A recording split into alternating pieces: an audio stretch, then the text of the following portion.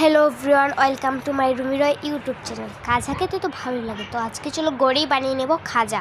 তার জন্য নিয়ে নিয়েছি আমি এখানে আটা, আর আমি এটা ফার্স্ট টাইমই বানাচ্ছি, তার জন্য আমি অল্প করেই বানাবো।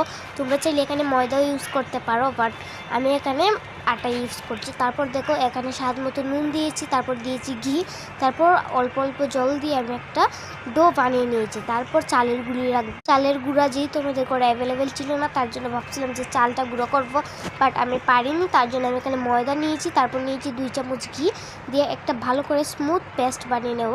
আর এটাকে খুব ভালো করে মিক্স করতে হবে যাতে এটা খুব স্মুথ একটা পেস্ট হয়। আর আজকের ভিডিওটা আমি পার্ট বাই পার্ট শেয়ার করবো, বিকজ 3 মিনিটের বেশি ভিডিও বানানো যায় না, বাট আমার রেসিপিটা অনেক লং হওয়ার কারণে আমি পার্ট বাই পার্ট শেয়ার করব। এখানে দেখো পেস্ট রেডি। আর ময়দার ডোটা আমি একটু ঢাকা দিয়ে রেখেছিলাম যাতে একটু সফট হয়। সো এরপর দেখো আমি 3টা ডো করে নিয়েছি। তারপর দেখো অফ ক্যামেরায় আমি রুটিগুলো বেলে নিয়েছি। তারপর দেখো যে স্মুথ পেস্টটা বানিয়েছিলাম এটা রুটির উপর দিয়ে আরেকটা রুটি চাপা দিয়ে এর উপর আবার পেস্টটা দিয়ে এর উপর একটা রুটি দিয়ে আমি এরকম করে এটা বানিয়ে নিয়েছি। এটার ভিতরে ঘি থাকার কারণে এটা খাওয়ার সময় খুব সুন্দর একটা স্মেল আসবে। যারা ঘি খাও না তারা কিন্তু এটা নির্দ্বিধায় খেতে পারো। অবশ্য আমিও ঘি খাই না, বাট এটা খেতে অনেক মজা ছিল। যেহেতু আমি খাওয়ার পরেই ভয়েস ওভার দিচ্ছি, এখান থেকে অফ ক্যামেরায় আমি এটা কেটে নিয়েছি। তারপর আমি একটু শেপ দিয়ে নিচ্ছি, বাট আমি যেহেতু ফার্স্ট টাইম বানাচ্ছি, সো আমি এখানে ভালো করে শেপটা দিতে পারিনি। সো তোমরা যখন বানাবে আমার রেসিপিটা ফলো করে, সো তোমরা একটু সুন্দর করেই বানিয়ে নিও। সো আমি ওইগুলো বানানো রেডি। সো এখানে আরও কয়েকটা রয়ে গিয়েছিলো, সো আমি এগুলো বানিয়েছিলাম। আর লোডশেডিংয়ের তো অনেক সমস্যা হচ্ছিলো। এখানে দেখো এগুলো বানানো কমপ্লিট।